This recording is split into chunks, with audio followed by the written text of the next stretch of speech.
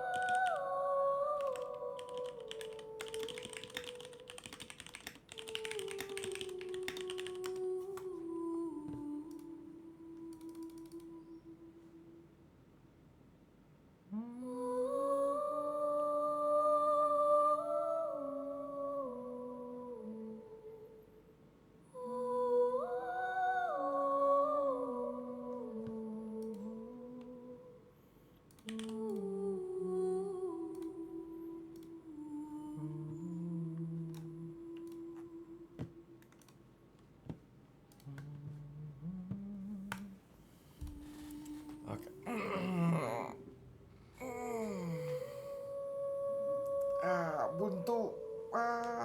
Block. Block. Goblok.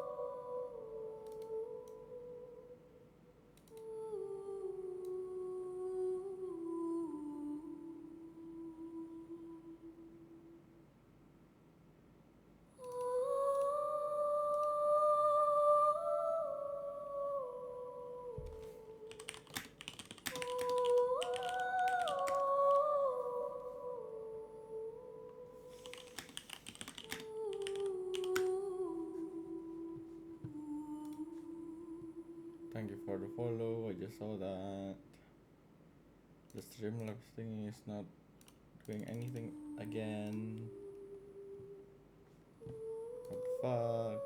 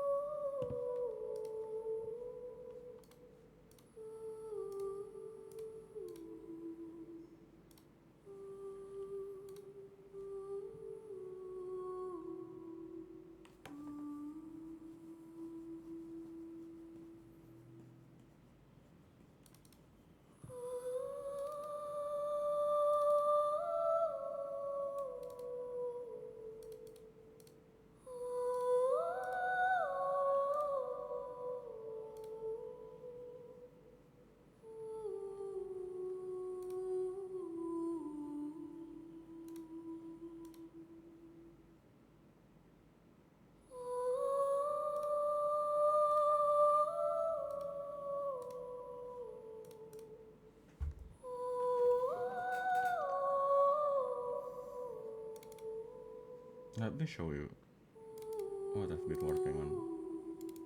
How to show people. Oh wait. It should be easy.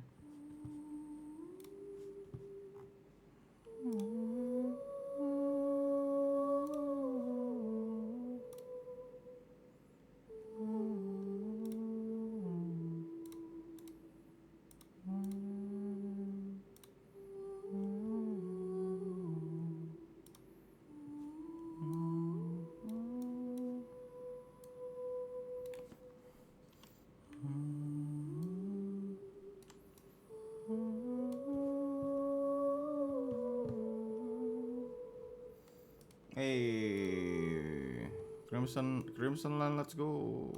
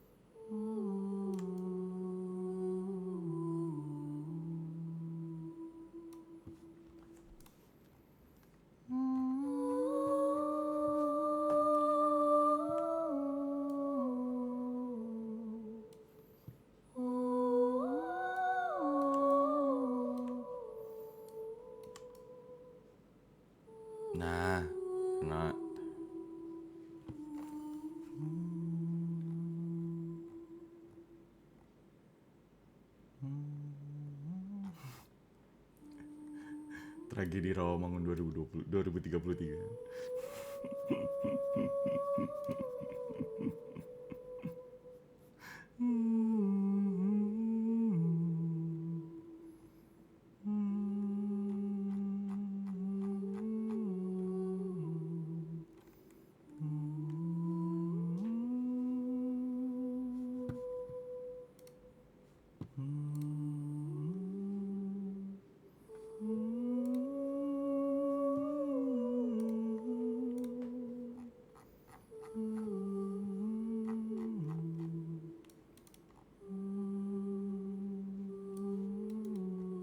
Saya berduit.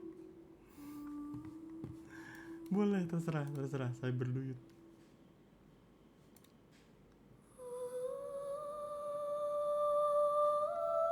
Enggak, karena influence Jepang jadi Chiba duit.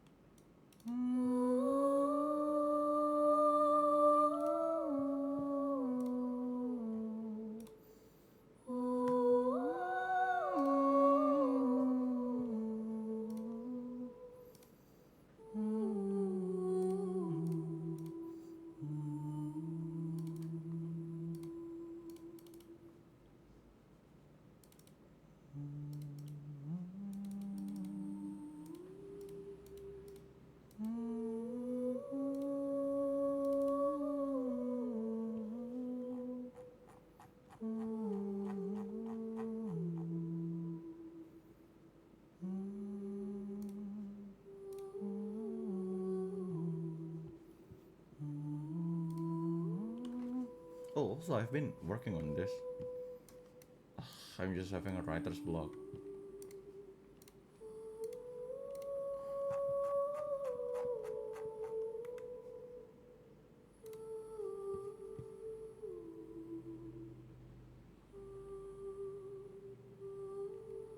Oh, well, we're on the topic. Dokoyake.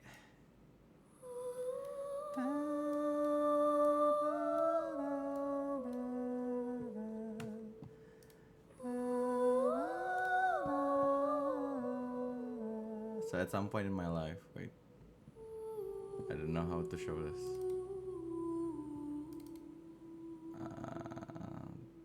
Not this one. Wait, is it not this one? Oh, it's the other Google Drive.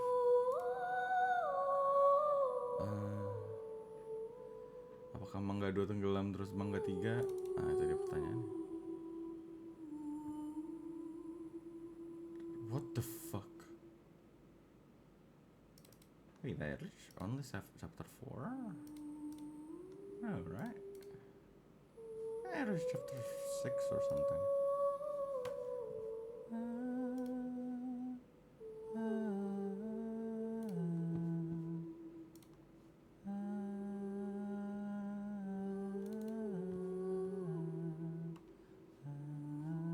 Oh, there we go.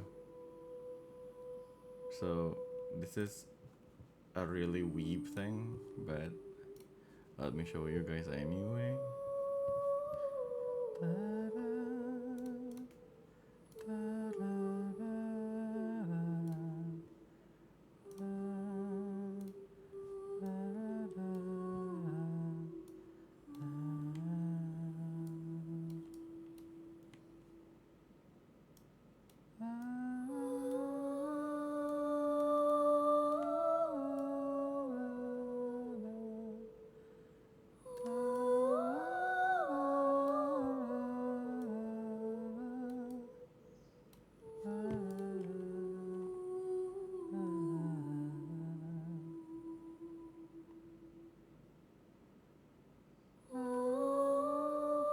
So at some point in my life, I tried to make a web novel thing.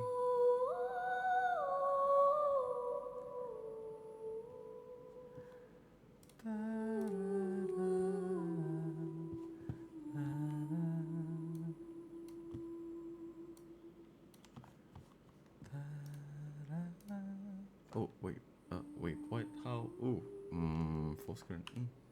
Oh, nope, not that one. Oh shit. Oh shit. It doesn't work. What? Wait, not that one. How do I get? Oh, this one. Okay, there we go.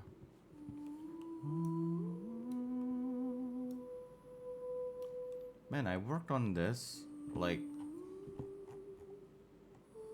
years ago. Wait, how old is this thing?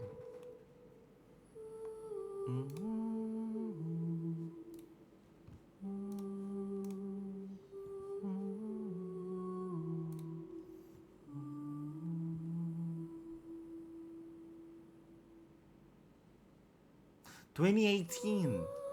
Last modified was 2018. God.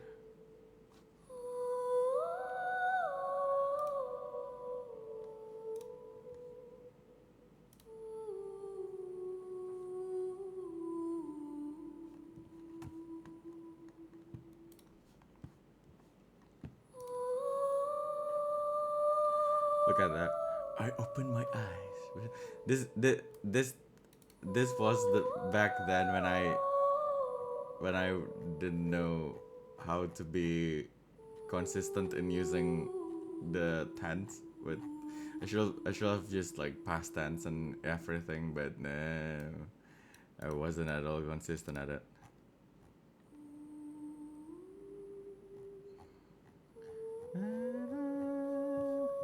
Man, I wrote a lot, huh? This first chapter is like 11 pages. Well, 10, I guess.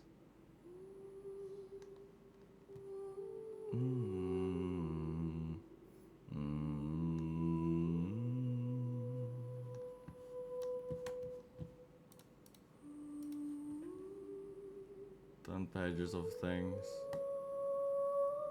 And like at the start of each chapter,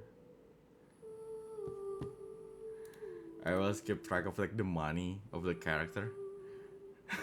It's like, what the fuck?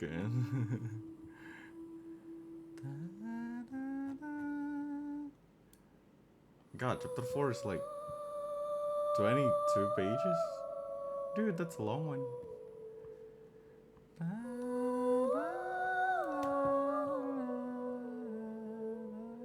I think I get better over time writing this thing. I think I worked on it like for months.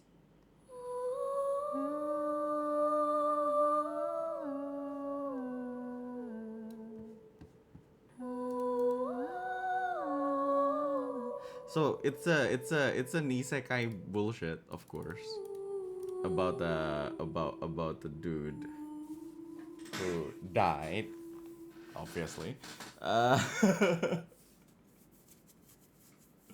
and got sent to isekai, obviously. And like his cheat power is that he can learn everything like really easily. Like he has like a very analytical brain for some reason, and also heightened memory and stuff. So he basically, so the basic thing at first was like he can read the opponent's movement and learn from it. But the other ones are just supposed to just be normal. Like it's not exactly too strong of a dude or something. So with that, I actually tried to rewrite it. And the rewrite is like, I don't know, I started around March of this month. March of this year.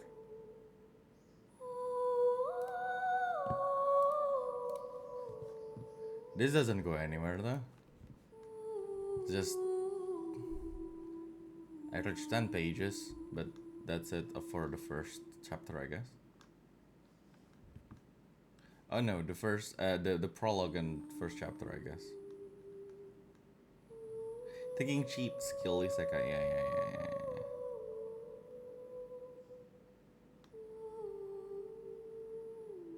No, in this one I learned a little bit of how to write properly based on what my mistakes in the past. So I'm quite happy about it. Maybe I should put the first chapter somewhere.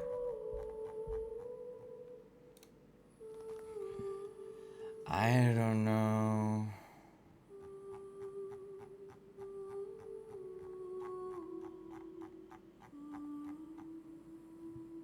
Wait, I can technically show you guys everything, huh? So yeah, this one is like, ooh, the ups and downs of life. I have a lot of story ideas that I can't just that I can't exactly do anything about. These ones are in novel like stuff. I mean, if we're just okay, let's now it's chatting. Now it's chat. It's chatting. Now we're chatting.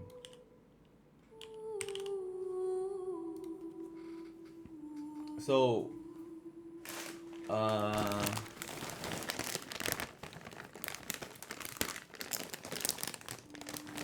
so basically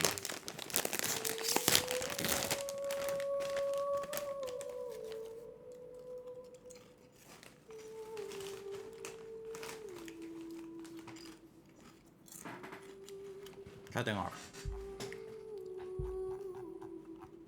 This is what I'm trying to write right now, mainly. Finally having a life in another world. So this one is about like a guy. So I think for at this time the backstory of the dude are not so different than like the previous version and everything. Not gonna spoil anything, I guess. But yeah. I think I learned a little bit by reading Tensura, the English translation of Tensura, but yeah. But also, there's Grimoire of the Silver Wolf. Now this one is not exactly a project that I'm thinking of finishing or anything. But This is something that I created a long time ago. So it will probably make it here.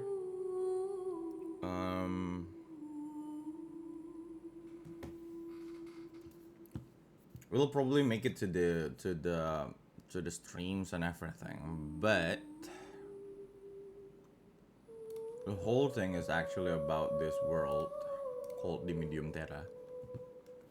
So it's a D&D, it's a world that I've been using for D&D since 20.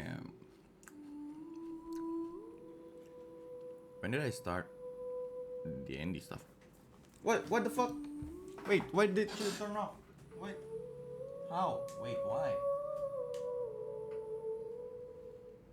Hey, camera. Hi. Wait.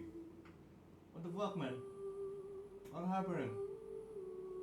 72%? It's not supposed to be in percentage. You are a dummy. Battery. What the fuck? Anyway. Now you guys can see everything. There we go.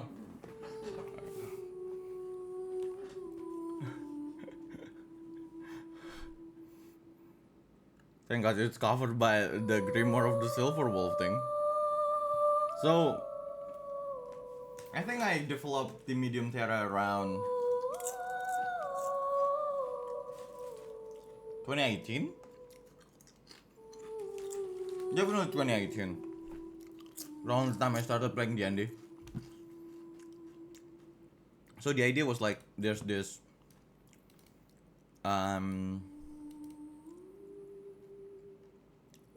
oh god, 3,000?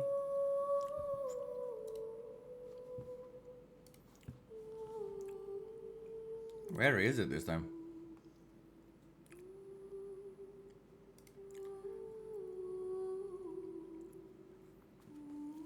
So it was like so there's this group of people who called themselves the Order of the Silver Wolves. And they are like this small organization created by an alliance of a few kingdoms for intelligence, basically. So what they're doing is like they go around independently and gain information and all and stuff. So what they are using is this bookstore called Grimoire of the World. So Grimoire of the World itself is like this one building that is many buildings at the same time. So like what they do, they will actually go to other kingdoms, other cities and everything, and they created like a dummy building, and they just connect that dummy building to for example what is it, like through like a magical item to the main building in the main kingdom. So like every time someone walk into that bookstore from another city, they will just end up to the main building. That's basically the idea. This building can technically just be used as teleporter like device by the intelligence, by the Order of Silver Wolf. You can just, go to other cities through that bookstore. What they're trying to do is like they just go to other cities and like different cities, especially like the ones that are like the capital or like really important stuff. They just build a branch there so they can just go back and forth. No, the Grimoire of the World itself is also function as a bookstore. Does it reach other countries? Yes, of course, because well, no one knows that they are just no one knows that it works like that. So Grimoire of the World is like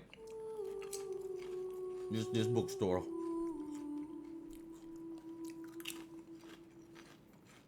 owned by the princess of a certain kingdom and like so on and so forth and all.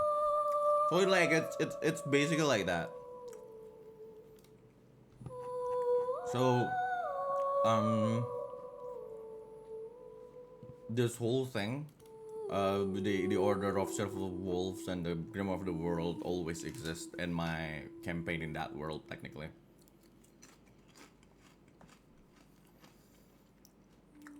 Like the one quirk that I like to give them, the one quirk that I give them is like at, at some point they actually went to like this really secluded like place that is just beautiful, and they built a store there just because, so they can go back and forth there, for picnics sometimes for some reason.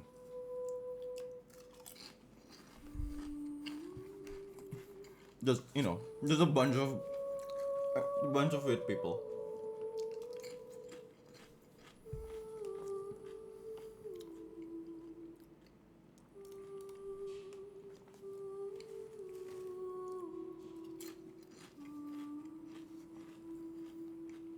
So the order of the Grimoire of the Silver Wolves, the one that I tried to make, this thing was supposed to be like the retelling of um the origin story, I guess, of these people. So yeah, that's another writing project that I just set aside because, well, there you go.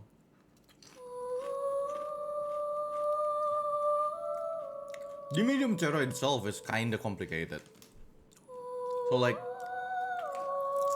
the idea of the medium terror is technically just, it literally means split world. So the idea was like back then, um, like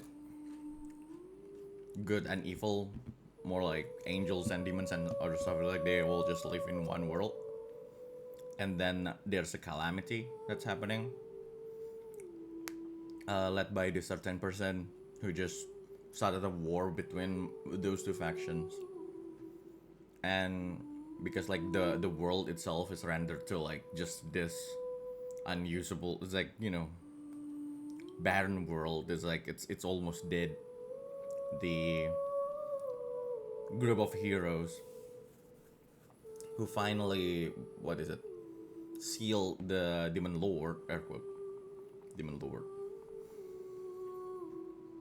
just because what is it, split the world into two. So basically split the world into two, called Calum and Infernum. So Calum and Infernum, so basically the Calum is basically the heaven, air quote, right? It's called Calum, of course, because it's the heaven. So everyone lives there, the humans, the elves, the dwarves, and so on and so forth. While Infernum itself is this demon world, so demons live there. But yeah, demons and demons derivative, mostly tieflings and beast folks and all. So basically that, and then both are connected by this thing called, like, by this, because it's supposed to be like JRPG stuff. So they're all connected by what is it? Dungeons. So dungeons are not just caves and everything. It's like they're also called dungeons, but the actual dungeons are just this passage between those two worlds that at first no one knows, but at some point the second, no, not exactly the second, but another demon war will happen in Infernum. So the problem is like Calum and Infernum were like different places, right? They do not wait. The Calum people do not know that Infernum exists, but Infernum people know that Calum exists at first, and like the people in Infernum are basically all raised to be warriors to hold off the demons from getting into Callum, basically. But at some point, the demons in Infernum are getting stronger and stronger, and then the people from Infernum needs the help from Callum, and and some people were sent to Callum to for like diplomacy and everything, and found out that people in Callum are fighting each other because that's what people do. They have wars. So the war in Callum was stopped because apparently the demons are attacking now. So because of that, they all know each other, and they start to have like relationship with each other, like, and then going back and forth through like these dungeons and everything. And well, there you go.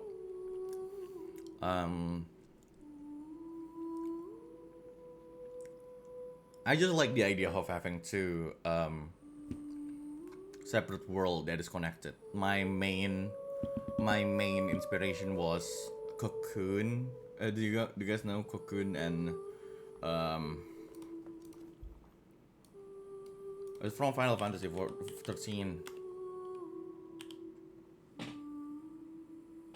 Oh, the internal temperature is high. What the fuck, man?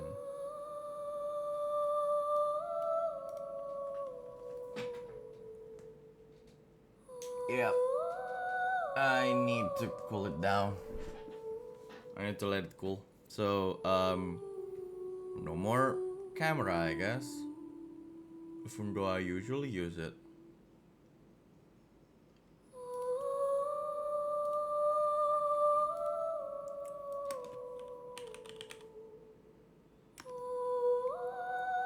So,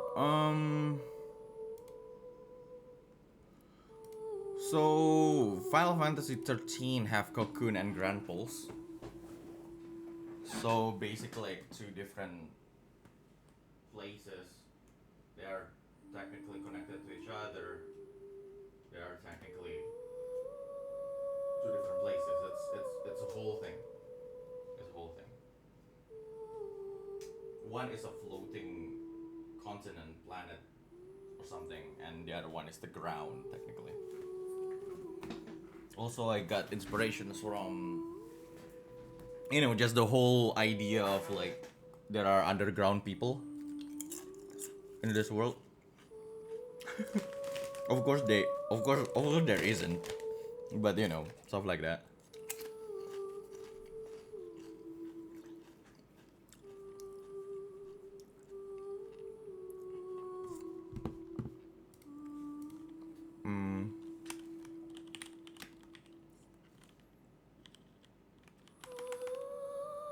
Wait, you guys can see it.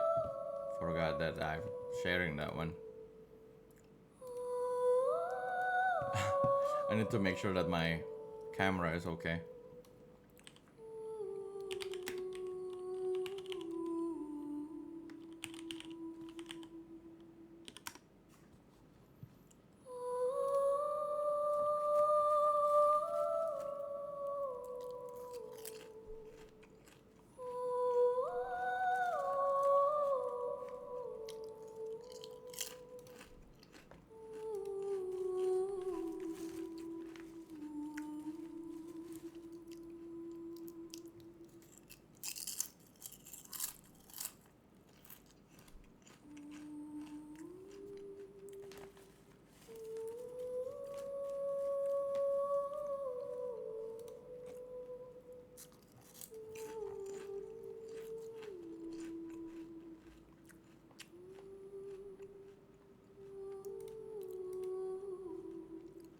Anyway, so yeah, it's like it's those stuff, and also, God,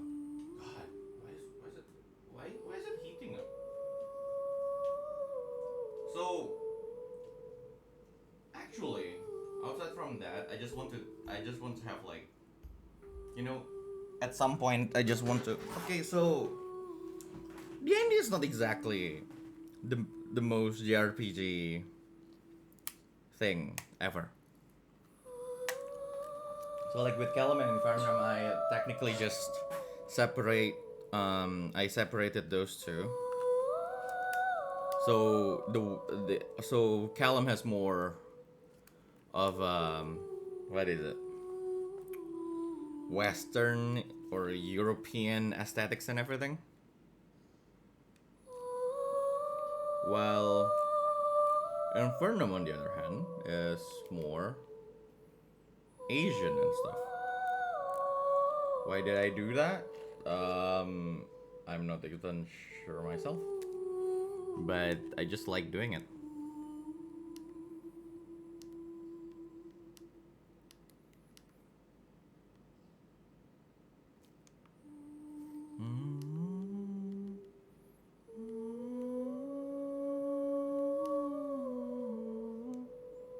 Like Asian Chinatown? No, like, well, actually Asian. Actually inspired by Asian stuff.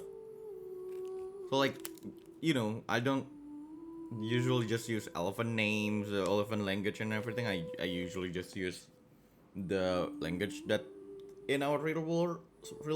So, the one in Callum will use more like European names and all.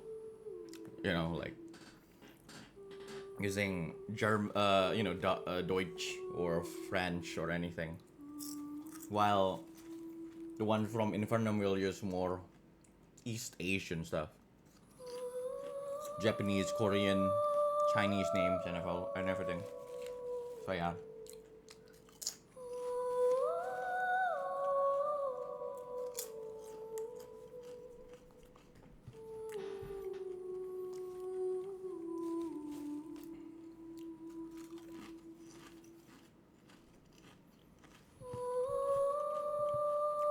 And also the aesthetics, of course, like Stormblood. Yeah, something like that.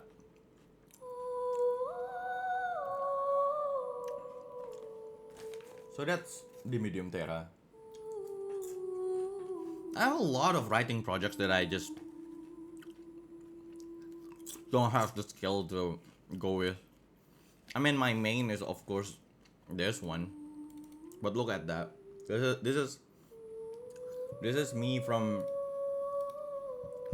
5 years ago.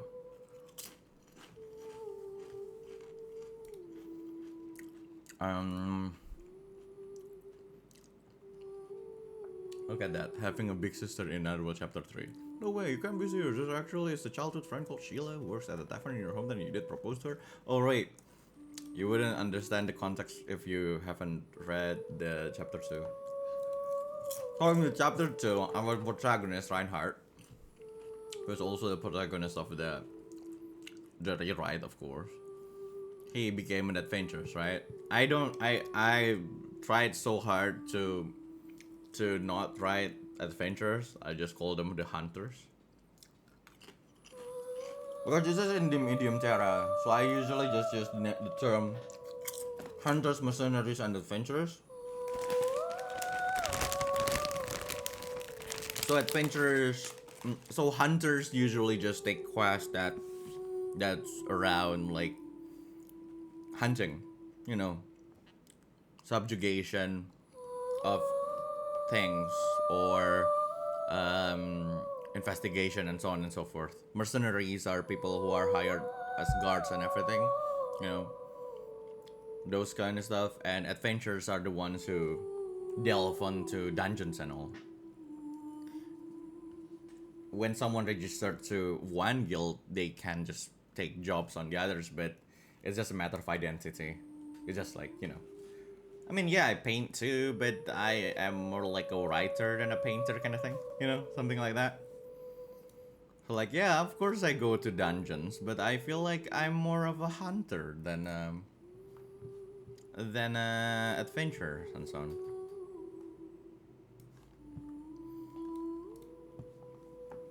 So you register to the Hunters Guild and like, oh yeah, there you go. Human male, 15 years old, prefer role attacker, of course, because I don't know what to call DPS. I should just use like front guard or rear guard or something, but no, attacker. What a stupid dude.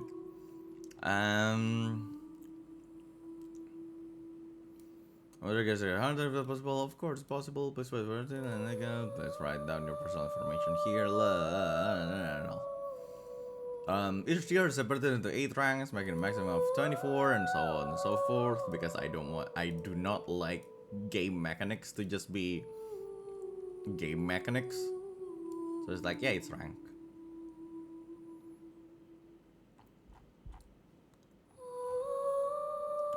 Okay, Reinhardt, was it? Please put your hand on this crystal. She gave the card to me, smiling with the kindest smile I ever seen. Can take her son. And yeah, oh right, yeah, Daisy is the receptionist because of course the first receptionist you met in an isekai thing is important. Uh, and like, oh yeah, it's like, oh, for one, the defense tier party, the Flaming Phoenix is visiting. One of the member, there you go. One of the members is challenging people at the arena. There you go. There's someone. So there's an arena, and like there's this dude. That where is it? Okay, and then it's like, okay, so he took care of like payment. It's like the problem is, it's like this thing. I entered the trading place with all sold all 6 gray wolves I hunted. You know, like how easy people say, like, oh yeah, I hunted like this thing, and then I sell them. You know, like how expensive like those things will be, like how you know, if you compare it to the world, to this world, right?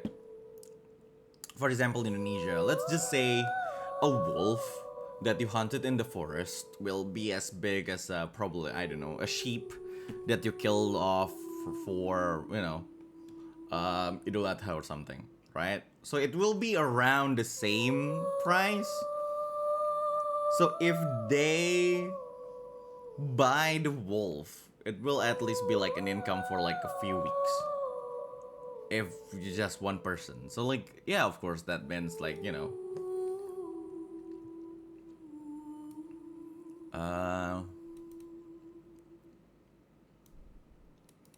So and so on and so forth. I was like, yeah, they're definitely expensive. Like hunters are, well, it's a high risk, high reward kind of thing, I guess. After finishing my business, I entered the arena with the intention to watch some people sparring and maybe try it sometime later. The entrance of the arena is a long corridor with some paintings on it. It's funny. I don't know. There you go. On the other side, I see a man with spiky red hair holding a wooden sword that he points to the entrance for some reason. He is wearing a white plate armor with big red fiery phoenix on its breastplate. It seems like he's yelling. I reached the other edge of the corridor when I heard cheers coming from all around. Will be my opponent, said the red-haired guy while pointing his wooden sword towards me. Huh? I say the next person that came out from the entrance will be my opponent. He repeated himself. I just nodded while making an I see face and started to find a seat. No, stupid, that meant you. You're my next opponent. Oh, me? Sorry, sir, but I refuse. I raise my hands and shake my head. The whole arena becomes silent. When my eyes met with some other hunters, they just shake their heads in sympathy. Just get on with it and quickly move on, they mouthed it. Are you really refusing my invitation to a duel? Is this really the face of next generation hunter? What kind of hunter are you? His fiery sharp eyes complement a face full of battle scars. I'm one of the hunters that know their place and won't embarrass themselves. Listen, kid, a hunter should never back down from a duel. Have you no shame? Like, yeah, this dude. And he walks back and forth while scolding me. And then he will just and then he created like, you know, he did this speech that is like so stupid. Are you really saying you can go home proudly and tell your mother you backed down from a fight today? How can you face Sheila, that girl you like who lives next door, if you can't even accept a duel? Will you tell the giant bear in front of you that you're just a newbie, so you ask it to step aside? Now take this and fight like a man. See? No, it's just, you know, it's supposed to just be a stupid joke. It's like a stupid speech. It's like he thought he's wise, but like it's just stupid. He throws another wooden sword and landed right beside me. So basically, they fight, right? And then the main character, of course, can read the opponent's like movements and everything because of like his cheat skills and all. So he who doesn't know how to fight with a sword will slowly learn how to fight with a sword while fighting this guy. So he's basically a taskmaster. If you know taskmaster, right? But like the problem for me with taskmaster is that if you just learn like that, then it won't probably optimized for you. It's like, okay, sure, like this dude is like using a stance that will just suit him, right? And then the main character will try to copy him, even though the technique is right, because it's not exactly the right technique for his type of body or like and equipments and everything, it will still be far disadvantageous. So like yeah, that's basically the idea of like this whole fight. It's like, oh yeah, I can actually do this, but I can't actually do this. Like, whatever, kid, here I come, and so, and it's like, here I am, oh, this isn't good, even after I learned his sword, but I can only dodge and parry all of his attack. I need to make a bold circle move. You're starting to lose it, kiddo. He took a big swing, I dodged it, and his hand moves too far. There, I saw an opening. I swing my right leg, trying to kick him. He saw my move and then swings his sword towards my kicking leg. I crouched and tried to do a spin kick instead. Right before my kick reaches him, I saw a glimpse of souls gathering inside his whole body. And sword. This can't be an souls is basically this world equivalent of mana. It's the end noobs! Even before he started to pull my then it's all. He swings his sword downward and I hit with my sword. Respectfully your senior. And I think the whole idea the whole idea of this thing is that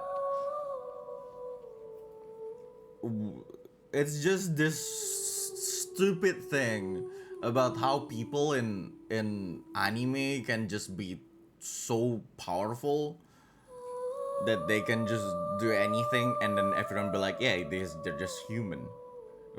Well, they're humans though. How can that be? So I was like, yeah, man, they like, you know, for hunters and adventurers and all, strengthening magics are extremely common. But like the idea of like this fight is just that this dude is like, do not use any magic. We will fight with our raw strength. And all. So, but in the middle of a battle, because suddenly this dude, like the senior hunter, felt a little bit threatened. Suddenly he used like this strengthening magic without knowing. And like this dude, like the main character was like flung across the whole thing, across the like the whole arena, and like he used magic to just, you know, do a recovery thing, and like and then this dude Daryl, the red-haired dude, was extremely angry that he used magic. Reinhardt, you fought so well even as the newbie, good fight, but you lost because you cheated. And then, what? I cheated because I cheated? But if using magic is cheating, then aren't you the one who cheated first, stupid red hair? He said. And everyone was kinda confused. Because like using the magic needs chanting, and this dude didn't chant at all. And then the stupidest thing is that the guy doesn't even know that he used magic. So what happened next is like this dude. So the main character used that line back to Daryl, the man. What kind of normal human can fling something heavier than 2 sacks of weeds into the sky just like that? Besides, anyone who has the ability can just notice the cumulative souls around your body and sword. What's the point anyway? Can you go home and you'll tell your mom proudly, "Hey mom, I just defeated a newcomer by using body strengthening magic in a no-magic battle"? Can you ask Sheila, the waitress at the tavern you usually visit back home, to properly think of you as a man and ask him to consider your proposal? And the bear, wait, the bear won't make any sense. My point is that he basically just used that thing back. So the joke was like, there's an actual person called Sheila, and it's this dude's fiance.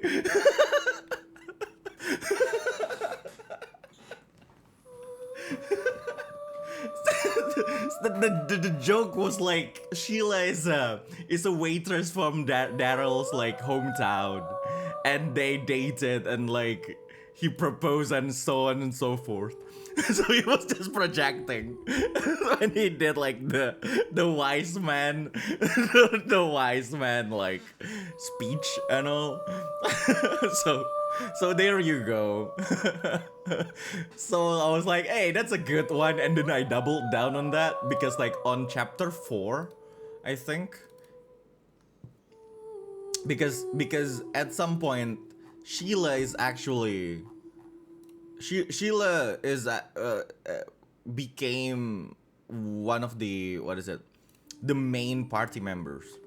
So like Reinhardt met like this advanced people, and like, you know, they're the mentors and all. It's like it's the first arc of like, you know, the first arc of like, air quote, I guess, hero's journey in a way, because like he got a little bit cocky and he fought like a black bear, he lost, and then he learned like a lot from like these veterans, including Daryl and all. And then at the end of the arc, he defeated the bear again. He defeated the bear, who became like this magical bear and all. But like the problem is like, at some point in the fourth chapter, the main character actually met Sheila, who is also an adventurer, and is looking for Daryl. You know, like is on her way to meet Daryl, her fiance. So Sheila at some point became like the one of the main party members, like, you know, Reinhardt's party. So Reinhardt's party consists of Reinhardt, who's like a who was like a 15 years old in this version, but like I made him into like an 18 one because, like, you know, just because an 18 years old. And then the 12 years old Danny. So there's this child called Daniel.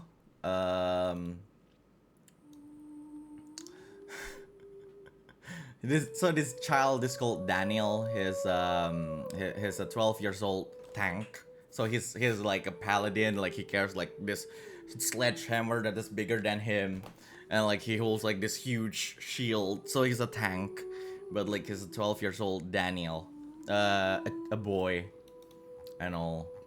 And then he's a noble and all. And then Sheila is well, Sheila is your typical elf ranger and all. So it's so fun writing this. It was so fun writing this. So everything is just that. So the idea of like Reinhardt in this whole thing, I believe, the idea of for Reinhardt was this. So Reinhardt,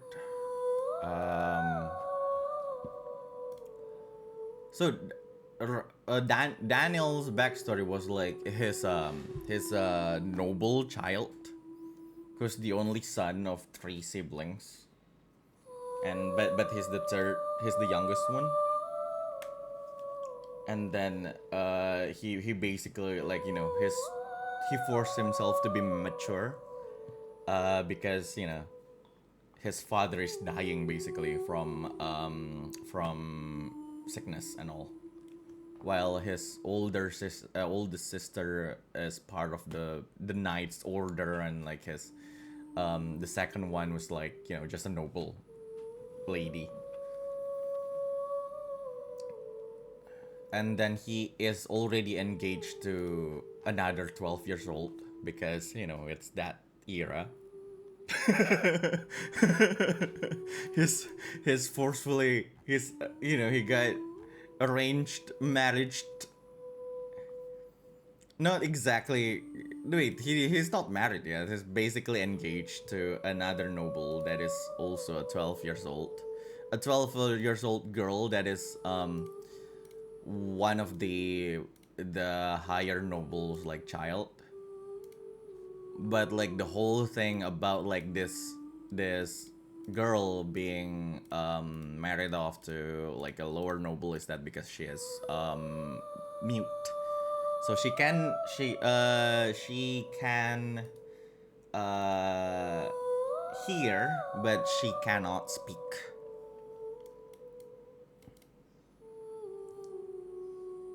So she is a mute. And yeah. And everything. Well, Sheila is just an adventurer. So those three are the main party members before the fourth. The fourth one is the fourth one was from Reinhardt's backstory basically. So Reinhardt's backstory was like he had a friend. More like he had a like he had a girlfriend back then in back then in on Earth. But like the girlfriend died like 3 years before he got isekai. I believe it was 3 years. I'm not sure. It was a whole thing. So basically, like the main thing was like, what is it? So his girlfriend got into an accident and all, and then she lost like the function of her hands, and then that and she was a painter and all. Because of that, she tried to commit suicide, tried to jump and all. But at the last minute, Reinhardt managed to like to grab her and everything, and talk her out of it. But like at the end of that, basically because it was raining and all, when they tried to come back from the edge of the place, she slipped and fell anyway. And that basically why Reinhardt like spiraled into like depression and everything through like before he got, you know, isekai'd. So the whole idea was like the one that basically forced, you know, the one that orchestrated Reinhardt's isekaiing thing was like the goddess who who answered the prayer of the girlfriend, because the girlfriend was also isekai. So like the girlfriend who got isekai, her name is Lily. Where is it? I think it's here. Ah, there you go. There's her name. So Lily herself got isekai, right? So Lily got isekai into this whole thing, and then she regained like her her function of her arms, her hands, and everything, and like her cheat ability was to be able to create anything that she wants to create. So she became like an artificer kind of thing, who create like stuff. Who's like, you know, she's basically like an omnipotent craft person who can, you know, smith, you know, who's a great blacksmith, also a great tinkerer, and stuff like that. Like she wants to be able to create whatever she wants to create. And basically at the start of her like isekai journey, the goddess said, wait long enough and your fated person will be here. And that's what she did. She waited for like 3 years, and then Reinhardt came. But Reinhardt, right at first, so it was actually hinted like since like the start. So like at the start, Reinhardt was like buying like this equipments, and like this old man says like, oh yeah, those are just, you know, the trials from my apprentice, so they are all you know, stupidly cheap. You can just buy them from it. And then he got drawn into like one particular set for some reason, like feeling like it's fate, but it fits him so good, so well. Like he bought them and all and everything. It's like, and then he met like this uh, veteran adventurers who talk about like, you know, their what is it?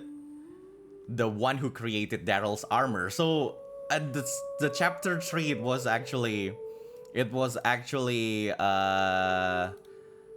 is it? It was actually explained that Daryl didn't know that he used magic, because the one who created is like, because they are testing out this new equipment. So the new equipment basically created by Lily was to activate strengthening magic, you know, without chanting and all, because like to just be like a magical item. But it's not stable yet, or like the activation step were not, you know, good yet, were not perfect yet. So like Daryl accidentally activated it without knowing.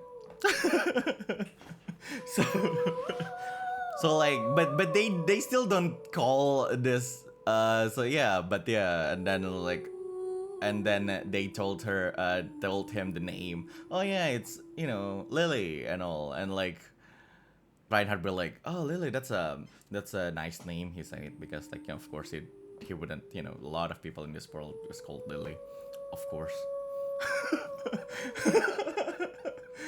There are like too many people in this world called Lily. So of course he didn't even like, oh yeah, okay, that's a nice name. But it was like, and then he gave like tips like, how about like you do this and all. It's like, oh yeah, that's a good advice. We should tell her and all. So like, yeah, and since then it's like it's a trigger, because like his memory was heightened by the cheat thingy. So like he started to remember everything vividly. So he started having like nightmares about like all the thing that led to, you know, Lily's passing. And I believe I already wrote it around, there you go, around chapter 5. He finally reached like the capital to find this person, and then he finally met her. So Lily is the fourth Lily is the main heroine and also the fourth member of the party. So there you go. There you go. It's a whole thing. It's a whole thing. I think, yeah. And also, I like a lot of concepts here. Like I kind of want to make like an isekai story that doesn't have like an overpowered character. He has like he has better understanding of things, but like there's still a lot of limitation. I think at the end of like the first arc, Daniel almost died because, you know, they are being reckless and everything, fighting the bear. So at the end of like after fighting that bear, Reinhardt is trying to find like Reinhardt is trying to cast like healing magic on him, but because he no longer have like enough souls to use for like healing stuff, he's just he's basically stumped and all. And like the whole idea of magic itself is about existence. So like I have like the law of existence in this whole universe. It's like so the law of existence was about like the form, time, and also acknowledgement. So basically, form is, well, function, body, and everything. Time is like the continuous existence of something. So if you only have form, but you do not, but the time part basically doesn't exist, then you will just exist in like not even a fraction of second. You will just exist and poof, and then being non-existing doesn't mean doesn't just mean like everyone forgets about you, but like the whole world forgets. The whole world doesn't even think that you exist there. And acknowledgement is basically the relationship from each, each basically each existence, between existence, how how do they relate to each other. So if they lack acknowledgement, they will still exist as a form, and as a and then continuously within the timeline, but no one will know. No other existence can actually be affected by that existence. Basically, it just exists. That's it. So like that whole thing, and because of the cheat ability that Reinhardt has, he has far more understanding of his own existence.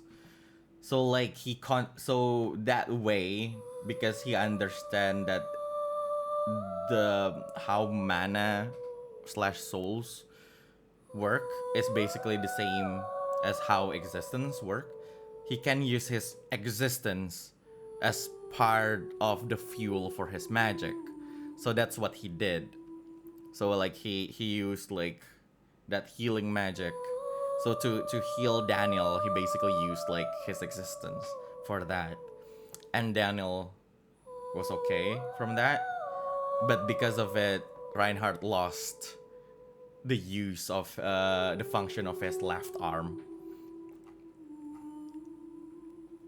and so on. So like the next arc, with by meeting like their, so the next arc was like about like them trying to find Lily, the excellent artificer, to create like this gauntlet that restore his, so basically that acts like an exoskeleton so he can use his left arm again.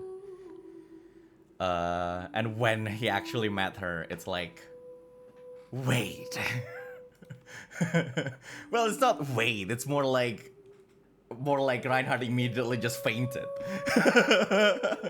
Reinhardt really just fainted out of like everything being overwhelming. It's like, there you go.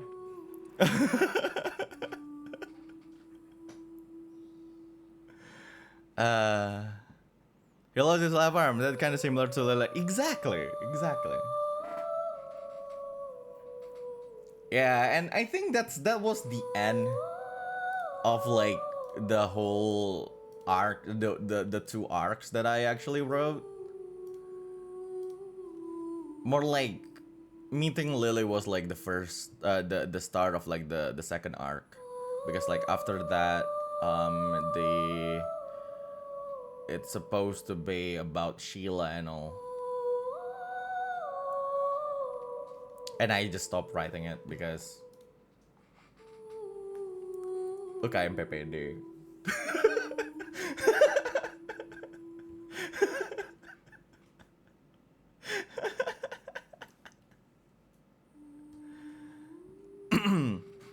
I think I have like general idea of what I want to write in that or what I want to write in that like arc and all. I just treat it as, writing like a D&D campaign or something. A grand roadmap, yes. I have like ideas for like the chapter for like the arcs. I can talk about it because like it will be totally rewritten for like the rewrite. But like basically like the second arc was about like Sheila, because like they were on the journey to find like the suitable magic stone for the gauntlet, but that just led to like them discovering who Sheila is, through like this order of knights chasing them. Because Sheila was like a noble, like it's like the daughter of the duke, more like the daughter of the duke who is hunted down by what is it, by her own uncle, and so on. And after that, it was supposed to be like the arc was supposed to be like about Daniel and his fiance. So Daniel's fiance is, I forgot what's her name. I think I'm supposed to know.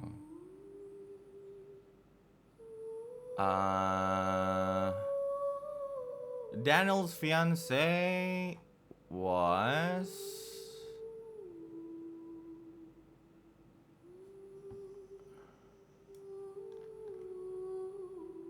Daniel's fiance. What's her name?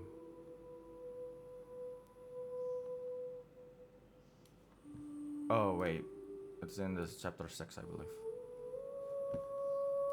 What's Daniel's fiance's name?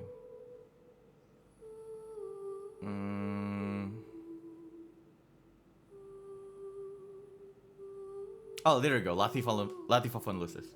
So like this child is like a 12 years old mute, and then she got kidnapped. So in his past life, so like the idea of like that, the idea of that part was like the idea for that arc was about Latifa being kidnapped, and then they kind of need to save her, and Daniel was like blaming himself too much because he was supposed to be protecting Latifa and everything, and everyone was like, no, you're just a child. And that's basically the conflict, because in his situation, Daniel doesn't want to be considered as a child. He's supposed to be capable enough to protect at least his fiance. But yeah, so basically that's conflict for Daniel at that point. But like, I like the idea of like for Reinhardt, because they will be fighting people. So like the idea for Reinhardt for that arc was like, will Reinhardt be able to just kill other people, and so on, because like that was the idea for that arc, because like his past life in the Earth, actually still within the in the rewrite to Reinhardt is a doctor basically, and like do no harm is like a whole thing, right? So like so that's basically like, where do you stand? I'd like to create like that conflict for Reinhardt in that arc, so that I feel like the end is like the arc after that was like fighting a dragon or something. I think, yeah. I have like a I have like a whole thing for like this, because like this novel was like something that I really want to do. So I have like this grand roadmap for everything, like the introduction of the main villain, what the main villain is, why he's the main villain, which I will not talk about because I will just put it in the rewrite too. So yeah, that one is not to be spoiled, I guess. Yeah. So yeah, finally having a life. So that's one. I think the other ones are like, so there's this idea of like of the other novel that I tried to make, the other story that I was thinking about was actually started as a joke. It actually started as a joke. So so it was actually about what is it? So I think I talked to my I was having this conversation with my friend at that time, with whom I'm a little bit, we already drifted apart a few years ago. But like at that time we talked about it, and like someone just So he translated this, he translated the stupidest thing to Japanese and says like it sounds like an anime title, and he said Yoru no Kuota.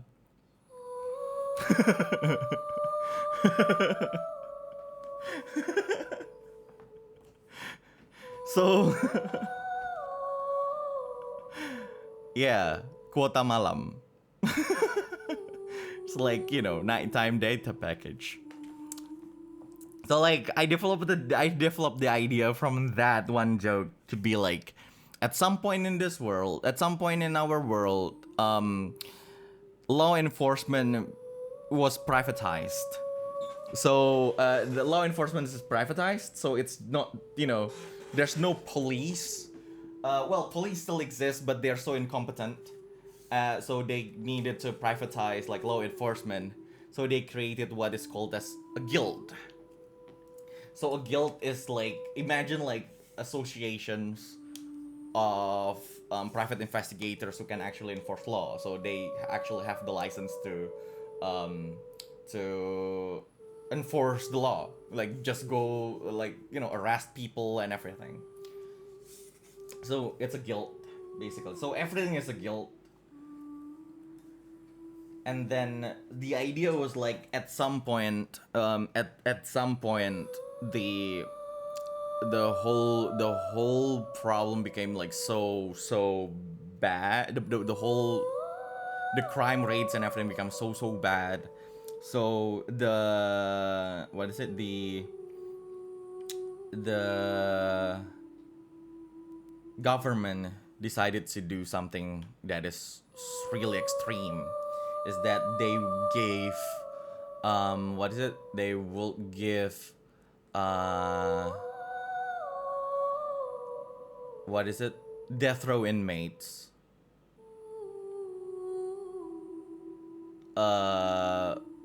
what is it? Like a chance to go outside in return of being a member of a guild. And like for them to be to keep working, for them to be able to keep working, as a member of the guild, they need to fulfill a certain arrest quota. And that's basically Yoru no quota. Basically it's like, that's what I that's the idea. That's the whole idea basically.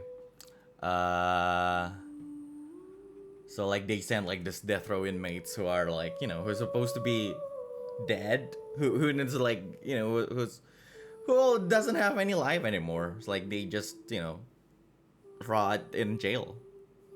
So yeah. So that's the whole idea of like this people. The main character was like death row inmates who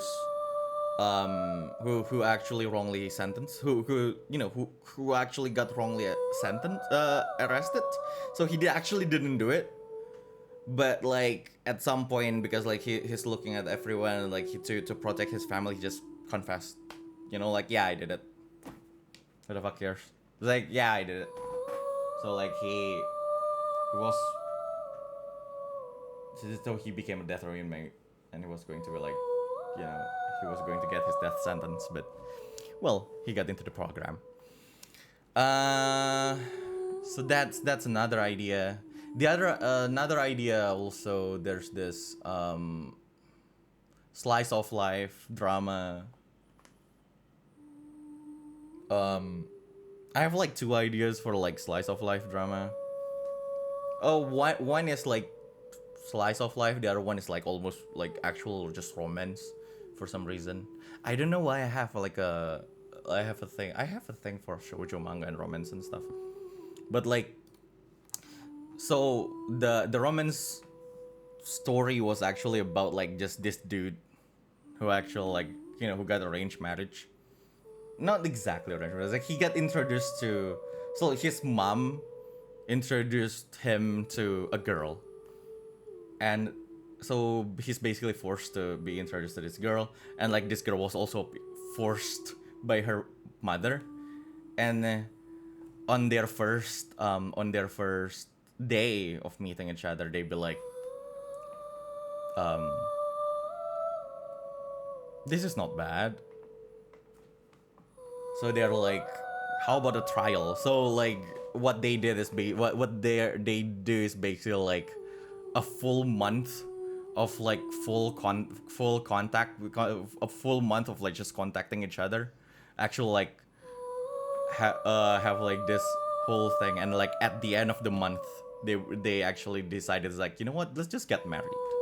So like the whole story actually started after that event, where they suddenly, after a long period of like 1 month of off work, they suddenly just announced like, oh, by the way, I'm just got married. So it's like it's like no, it's sort of just a romance comedy slice of life thing. So the main story is after the marriage, yes. It's like the girl was like a writer who works from home, while the guy is like a teacher at this elevator school. Um, so like that, what we this is like from elementary to high school and everything. So it's not exactly about like like it's not exactly a romance drama, but it's like a drama around, like a slice of life comedy drama around this too, like how the others like actually face it and like actually happening, and it's like around it's like it's actually just a slice of life thing, like literally just a slice of life um fluff thing. That's why I couldn't write it into a novel, because like it's supposed to just be like a slice of life fluff. I was like, yeah, there's no way I can write this to be fluffy. It's like, yeah, and like it's just this just nice people having nice life, basically it. Well, the other one, the idea of the other one is like a slice of life drama about this group of people who live in the same um house. So basically housemates. So the owner of the house is this basically so the owner of the house are these two people. They are siblings, more like they are step siblings. So the girl is actually, so the whole ensemble is a dude who doesn't who's is a dude who never thinks of himself at all. The other one is just this normal nerd who what is it, a normal nerd who is somehow rich. There's this NEET who works from home but refused to have any contact with anyone outside of the home. A girl in wheelchair, and then the main heroine is a girl who got what is it, who got disowned because she got pregnant of like, you know, because her boyfriend got her pregnant, and then she refused to abort it, so like she got disowned. So she is literally raising like a twin by herself. So that's the whole thing. Like the main character was like a selfless dude. Like he he lost his mother around like really young age, and then he got adopted by this rich family who owned that house that they are using. So his step sibling is actually the neat girl who actually worked from home, who worked from home. And so yeah, at first it's just those two living with each other there, um and then the nerd came in, the game nerd. He's like just this, you know, what is it, software engineer from like this um startup and all, so he can just work that way. And then the girl in a wheelchair is his girlfriend. So like the first arc was like just this people having their life, and then the main character, the guy, the selfless guy, meeting the girl, the main heroine, who is actually on the verge of being kicked out by the apartment owner because of because of her children, and like because of the rumors that she's, sorry for the words, sorry for the language, like the rumors that she's a slut, because she's a single mother who, uh, a really young single mother, basically.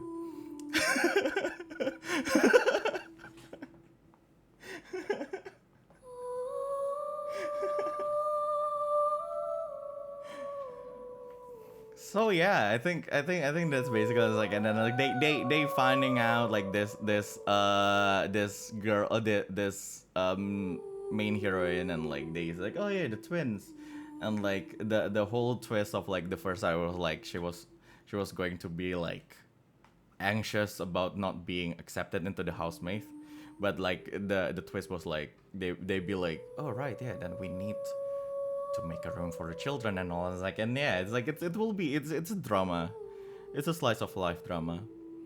um and then the story of like the guy, the nerd with his girlfriend was like, before they date each other, the girl actually got into an accident and was in a coma for like a few months.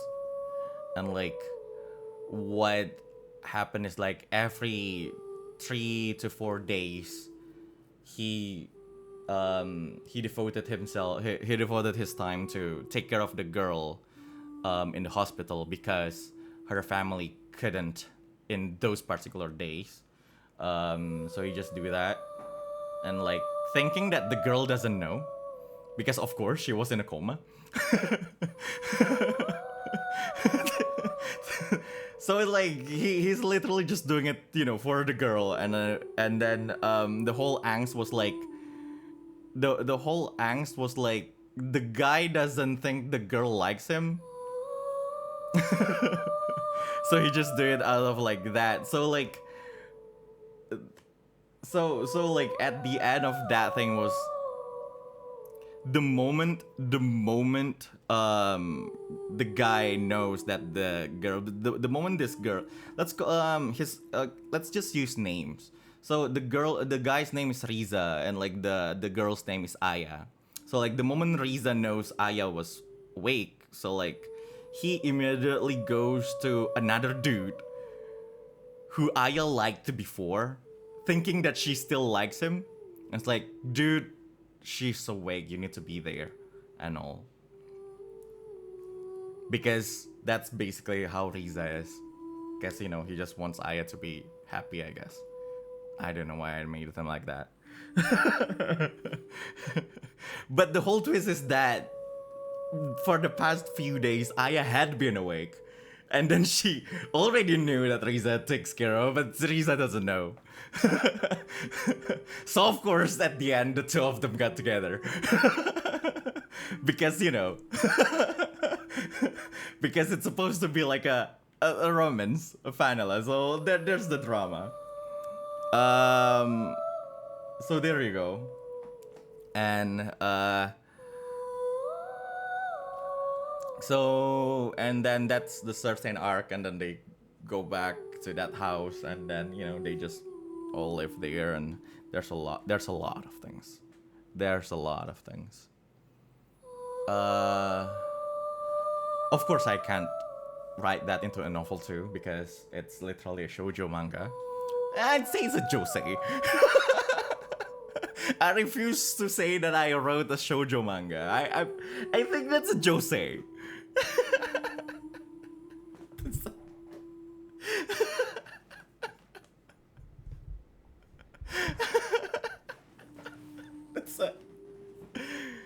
That's a josei thing. Gawa pa ka soja, I guess so, yeah. So I wrote that. Yeah, I have a lot of stories ideas that can't just be written. that I do not have any capabilities of writing them. This last one idea was actually inspired by what is it? It's a comedy drama too. So it's about like this dude who likes a girl who doesn't like him at all. and they basically live like beside each other. So like they became best friend and all. Like he kind of moved on, and like the girl was the girl what is it? The girl actually uh got knocked up by someone that she doesn't know. Like she had like a few candidates, but she doesn't know at all who the father of the child is. And the guy, being the best friend that he is, he basically helped the girl like raise the child. So the start of like the start of the whole story was like her family doesn't care at all, and this child needs a father. So they sued the guy and brought him into court to prove that he's actually the father. So like I had like this idea of like wanting to write it as like one chapter a part of the trial, and then a flashback, and then a part of the trial, and then a flashback, a part of the trial, and a flashback, and a part of the trial, and a flashback, and so on and so forth. And like the whole idea was like this dude doesn't fear anything. It's like this is the most outrageous thing at all, and everyone be like throwing accusations that he what is it, he had like sex with the girl when like both of them are drunk and all, and then the guy be like, but I don't even drink.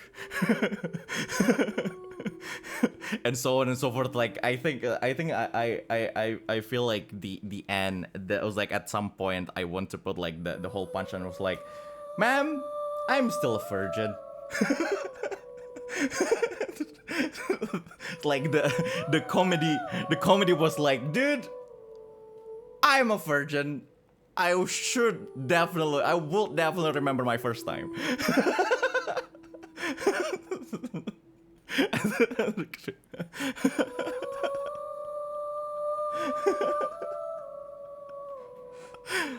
I feel like, yeah, I feel like it will be like a really good like short story with the what is it, the ending being like them just going home normal. It's like, I'm sure we're all done here. Now let's just go home. And of course the child will, the whole idea was like, I think the whole idea was like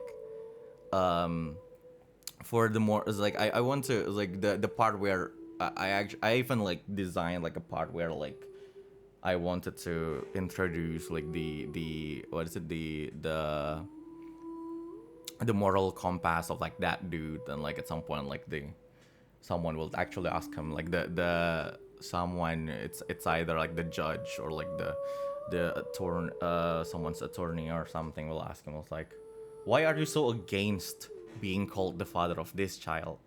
And it was like, because she deserves to know her real one. I don't really want to lie to her. That's not good parenting. The problem is there's no real one. Like no one will know. No one knows the real, because that's not the point of the story. The point of the story is just this simp who raised a child because he's a simp.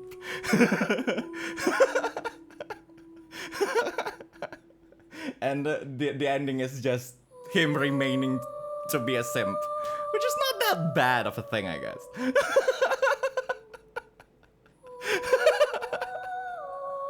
Because when you think about it, he is a simp to this best friend of his. But like, well, there you go.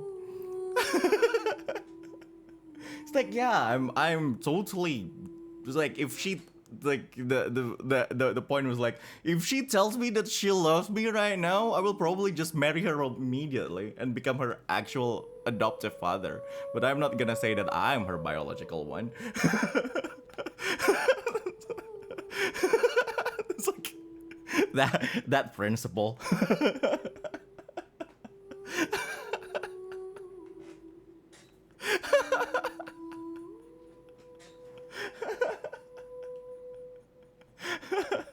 And the accusations being thrown is like, you like her for forever. I'm sure you took advantage of her. Someone was like, prove it. There's no proof that I took advantage of her. Not at all.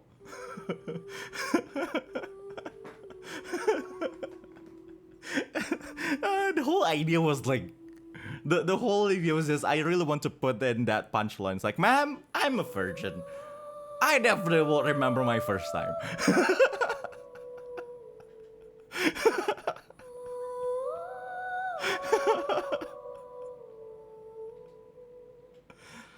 Oh god. Uh, yeah, I have weird stories, man. I think the last one that I really wanna write was basically this post-apocalyptic story. Um, the idea was still about post-apocalypse, right? So it's like the zombie apocalypse stuff and all, but like, um, but instead of zombies, the creatures are like mutated animals who got mutated to be like fantasy, creatures. So like trolls, or orcs, goblins, and so on and so forth. And but it's still a post-apocalyptic world, right? So they're like, yeah. So the whole conflict was like a conflict of energy, of course, that turns into like World War something, like destroy the whole world, and because of like nuclear warfare, the mutation happened and all. So basically Fallout, but with Fallout, but with more fantasy stuff. And the whole idea of like the story is about the discovery of dragons, because for some reason like there's this creature that can't be beaten. Like every attack on that creature will just be gone, as if the energy was absorbed. And that's actually what happened. This dragon scale is actually what I would say as a 100% efficiency battery. So any kind of energy that is given to that scale will just be absorbed, capped, and can actually be channeled out again, as the fire breathing or like other stuff. So it became this whole thing where like they will start to develop like 100% efficiency battery or like solar panels and everything from dragon skills. And the war of what is it, mm, monopoly, is like the war of like dragon skills, like monopoly exists there and all. But and also the technology was like cyberpunk level of technology, and all. It was like um like complete perfectly working prosthetics and like brain chips and all. But like they're all in like post-apocalyptic setting. And what I was really exciting about was the magic system that I created for that. So the magic system was like wands and staff, and everything was like this this compact portable nuclear reactor that can manipulate matters and everything. And then chants, spells, and everything are all actually custom made by everyone who can do magic, because they're technically just shortcuts to computer programs. It's like, voice activated programs, basically. The chanting and like the stuff. So like they're all like custom and all, but it's basically that. So like it's technically just programming language.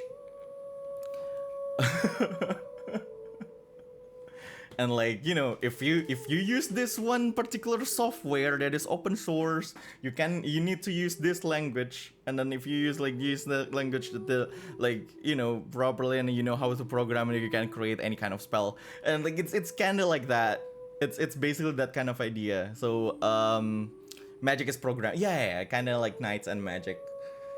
And I was like, I felt like, dude, this was like really good.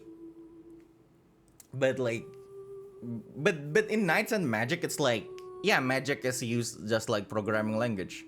But in this world, it actually is just programming language. It's like, it's a portable nuclear reactor that is uh that is being controlled by a computer.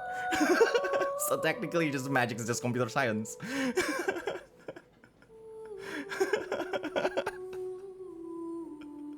Oh god, oh my god, it's already 3. I need to go to work. Anyway, thank you guys. Seriously, for some reason we're talking about my writing ideas and all, but that are all scrap because I don't even know if I will even have the time to do it. It's too bad. Sometimes I really want to find like someone who can actually just draw or something. And it's like they want to work on this project together and all, but yeah, it's hard. Anyway, I'll see you guys later because I need to go to work. See you guys on the next stream, I guess. This won't be archived, probably. Will this be archived? If I remember to change the setting in Twitch, of course.